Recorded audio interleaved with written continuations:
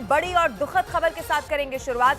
उत्तर प्रदेश के हाथरस में हुए हादसे में अब तक 116 लोगों की मौत हो चुकी है। यहां भोले बाबा का प्रवचन सुनने के दौरान बड़ी तादाद में लोग मौजूद थे और यहां पर भगदड़ मच गई और इस भगदड़ ने 116 लोगों की जान अभी तक ले ली है। भगदड़ मचने के बाद एसडीआरएफ की टीम मौके पर पहुंची और रेस्क्यू ऑपरेशन शुरू कर दिया गया। घायलों को अस्पताल ले जाया गया। फिलहाल कई घायलों की हालत इस वक्त बहुत ज्यादा गंभीर बताई जा रही है। वहीं शवों को आगरा और अलीगढ़ भेजा गया है और जहां पर उनकी शिनाख्त इस वक्त की जा रही है। और अब तक आपको ये भी बता दें 72 शव ऐसे हैं जिनकी शिनाख्त हो चुकी है, लेकिन अभी भी बड़ी तादाद में ऐसे शव वहां पर हैं जिनकी शिनाख्त तक भी नहीं हो पाई है। ये बहुत बड़ी खबर है, बहुत दुखद खबर है। मरने वालों का आंकड़ा लगातार बढ़ता चला जा रहा है। दूसरी तरफ आप देखिए राज्य सरकार से लेकर केंद्र सरकार पूरी तरह से इस मामले पर अपनी नजर बनाए हुए हैं। खबर यह है कि योगी आदित्यनाथ खुद भी हादसे वाली जगह पर जाने वाले हैं। ऐसे में आपको यह भी बता दें कल प्रधानमंत्री नरेंद्र मोदी की तरफ से लोकसभा के भीतर भी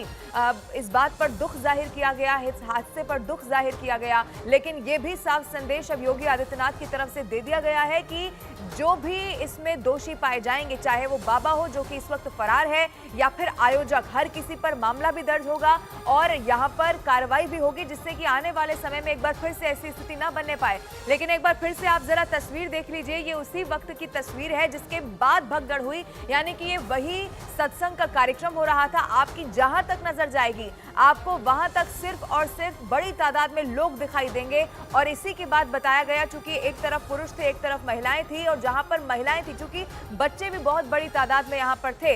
अब जो तस्वीरें सामने आई है वो बहुत डरा देने वाली है, विचलित कर देने वाली है। ऐसे में हर तरफ अगर उसके बाद कोई आवाज सुनाई दी तो वो रोने बिलखने की, चीखने चिल्लाने की थी। लोग अपनों को वहां पर ढूंढ रहे थे और इसीलिए यहां पर लगातार जो है इन्वेस्टिगेशन भी की जा रही है। अमित सिंह इस वक्त मेरे साथ जुड़ चुके हैं। अमित, क्या खबर है इस वक्त वहां पर रेस्क्यू ऑपरेशन को लेकर? मेरे और भी सहयोगी हैं अमित, दीपक बिष्ट भी हैं और मानव यादव भी हैं, उनका भी मैं रुख करूंगी। लेकिन अमित, सबसे पहले आप बताइए रेस्क्यू ऑपरेशन को लेकर क्या खबर इस वक्त मिल पा रही है? देखिए लवीना, बहुत ही दुखद खबर है। 116 लोगों की जिनकी मौत हुई है उनमें से केवल एक पुरुष है, 7 बच्चे हैं और बाकी सारी महिलाएं हैं। 80 से ज़्यादा बॉडीज़ की शिनाख्त हो चुकी है, लेकिन देर रात तक अगर हम बात करें तो लगातार लोग जो थे वो अपनों की तलाश कर रहे थे। जहां पर हादसे वाली साइड से सबको वहां से जितने भी लोग थे, जितनी भी बॉडीज़ थी सबको लेकर या तो एटा, नहीं तो अलीगढ़, नहीं तो हाथरस, इन तमाम जगहों पर लेकर जाया गया था। इन्वेस्टिगेशन लगातार अभी भी जारी है। मौके पर वरिष्ठ पुलिस अधिकारी हैं, एडीजी जोन आगरा जो हैं वो लगातार पूछताछ कर रहे हैं।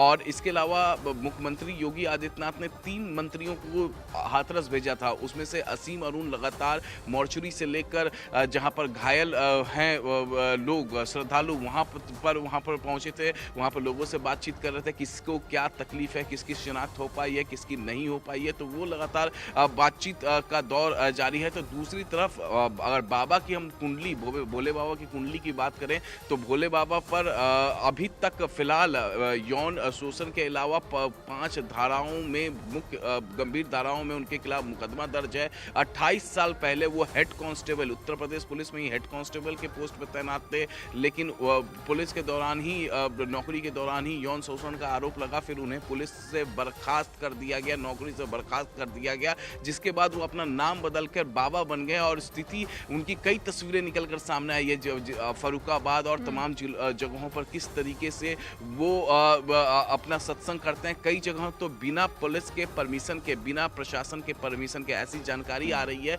कि उन्होंने सत्संग किया है। बहरहाल काफ़ी ज़्यादा तादाद, 50,000 से ज़्यादा तादाद में हाथरस में श्रद्धालु इकट्ठा हो गए थे। इस बारे में इन्वेस्टिगेशन लगातार चल रही है और जिस वक्त ये हादसा हुआ है उस वक्त सीओ और सीओ रैंक के अधिकारी उस स्पॉट पे मौजूद थे, एसडीएम रैंक के अधिकारी स्पॉट पे मौजूद थे।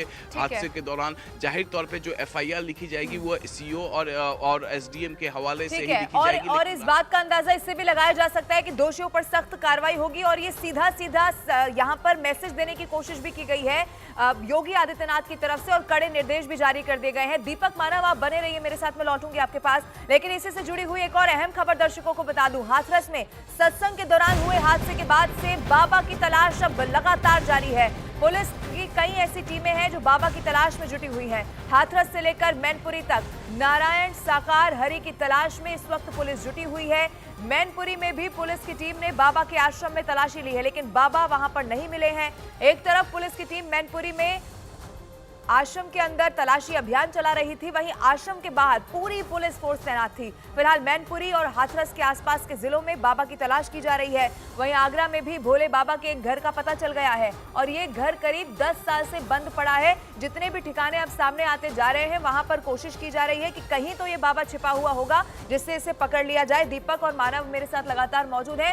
दीपक, देखिए ये बहुत बड़ी खबर है। अब ऐसे में ये भी समझना होगा कि जो बाबा की कुंडली निकल कर सामने आई है, तो विवादों से बहुत पुराना नाता इस बाबा का रहा है। इस वक्त वो कहाँ है, कितनी जल्दी पुलिस की पकड़ में आएगा, ये कोई नहीं जानता। लेकिन अलग अलग जगहों पर छापेमारी इस वक्त की जा रही है, लेकिन अभी भी बहुत सारे ऐसे लोग हैं जिनकी शिनाख्त तक नहीं हो पाई है।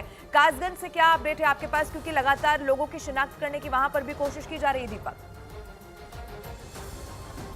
देखिए, बिल्कुल कासगंज का जो यहाँ पर हम जिस जगह पर हैं, ये एक गांव है और ये बाबा की जन्मस्थली कहा जाता है और सूरजपाल उर्फ बाबा जिन्हें कहा जाता है, वो आश्रम पर इस वक्त न्यूज़ 18 इंडिया की टीम पहुंची है। एक्सक्लूसिव तस्वीरें हम दिखा रहे हैं क्योंकि ये वो आश्रम है जो सबसे पहले चर्चा में आया था। इसी जगह पर आज भले ही यहाँ पर जो डिवोटी हैं, जो अनुयायी हैं बाबा के, वो ये कहते हैं कि यहाँ पर कई सालों से बाबा नहीं आते हैं और सिर्फ ये आश्रम चल रहा है बतौर एक ट्रस्ट के रूप में। और न्यूज़ 18 इंडिया यहाँ पर एक्सक्लूसिव आपको तस्वीरें दिखा रहा है, इसलिए क्योंकि बाबा की इसे जन्मस्थली कहा जाता है। इसके अलावा जो कासगंज का ये गाँव है, यहाँ पर ख़ास तौर से डिवोटी जो अनुयायी हैं लगातार आते हैं। अभी आपको खाली दिख रहा है, लेकिन अभी यहाँ पर 20-30 ऐसे अनुयायी थे जो यहाँ पर रुके थे, जिनसे हमने पूछा था कि आप इस इलाके में अकेले आए हों।